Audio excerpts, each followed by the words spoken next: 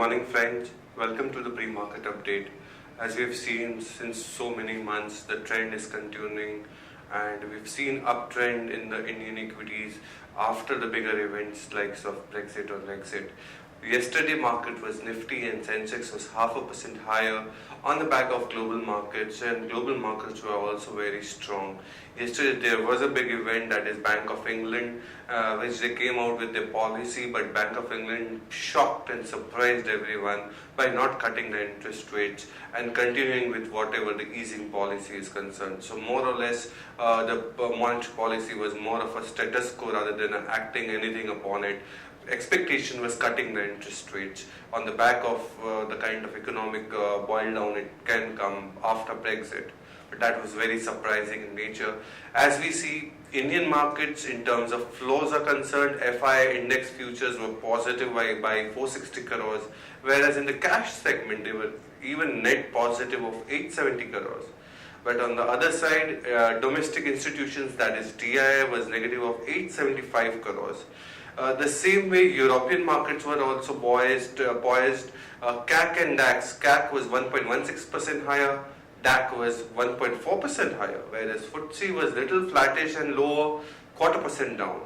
But the American markets were also supportive in nature, whereas if we talk about American markets, 0.75% higher, Dow, and 0.5% higher S&P. Result season of US markets also kicks in, the second quarter results. So again, there would be volatility in the global markets.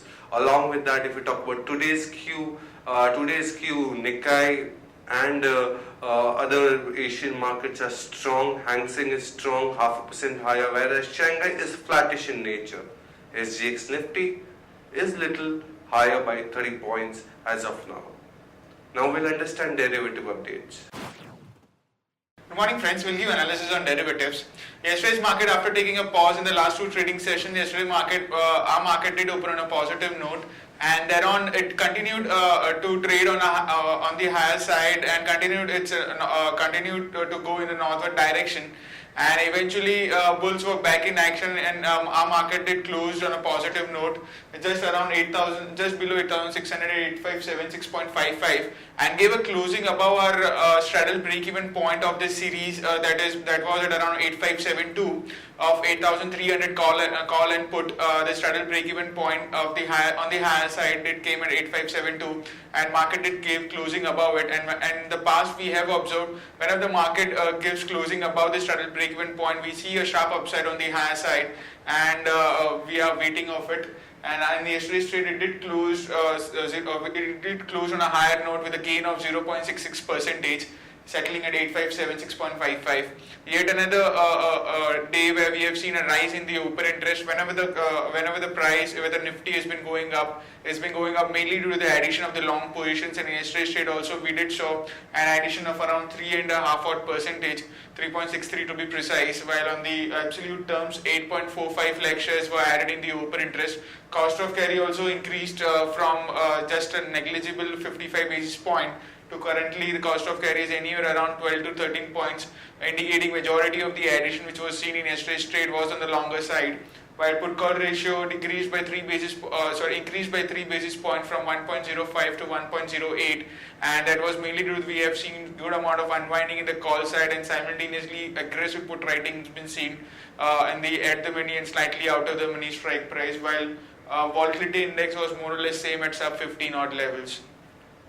Now on the option side, as mentioned, we have been seeing a good amount of unwinding in the call option, especially in 8,500 and 8,600 strike price, where the unwinding was anywhere around 9 to 6% respectively. While on the call option, 8,700 call option, which is now the highest in terms of open interest with around 50 odd lakh shares into it, have seen an addition of around 6 odd percentage into it. While on the put side, we did saw an build up of in 8,500 and 8,600 put option of around 17 to 41% respectively, and in both the strike price we have seen an aggressive put writing taking place, as the implied volatility of both the strike price have been on the decreasing side. while on the 8,400 put option I've seen an addition of around 6.5% in yesterday's trade. So all in all, the market breadth remains positive. All of the data in futures and options side has been on the positive side, has been pointing out there's more upside left in the market, and going forward 8,700 could be targeted in the coming trading session. There are 5 securities in ban period for today's trade, that is JP Associates, Indiabulls Real Estate, Bank of India, Canara Bank and Jindal Steel. On the FIs front, in index futures, for the 5th consecutive trading session, there have been net buyers in index futures. However, the quantum has been decreasing, but it's been still quite noteworthy. There are net buyers of around 461 odd crores in index futures, while in index options, net buyers by 779 odd crores. Stock futures net sellers by 465 odd crores, while stock options net sellers by 135 crores only. On the market level, a 5 days VWAP stands at 8490 with a lower range at 8490 and higher range at 8700, which is now the highest call base. Since our market did keep closing above the straddle break-even point, a market could there's a high probability the market to test 8700 in the coming trading session. SX Nifty is trading positive, it's up by 33.5 odd points and it's quoting anywhere around 8614, indicating ahead in the trading session our market could open on a positive note. That's it from derivatives. Thank you. Now we'll understand the news updates of the day. TCS consolidated Q1 profit was up by 6310 crore versus 6058 crore as expected. Operating margins were at 25.1%, but on a dollar revenue growth they are a miss, where they posted only 3.7%, where the expectation was 4.1%.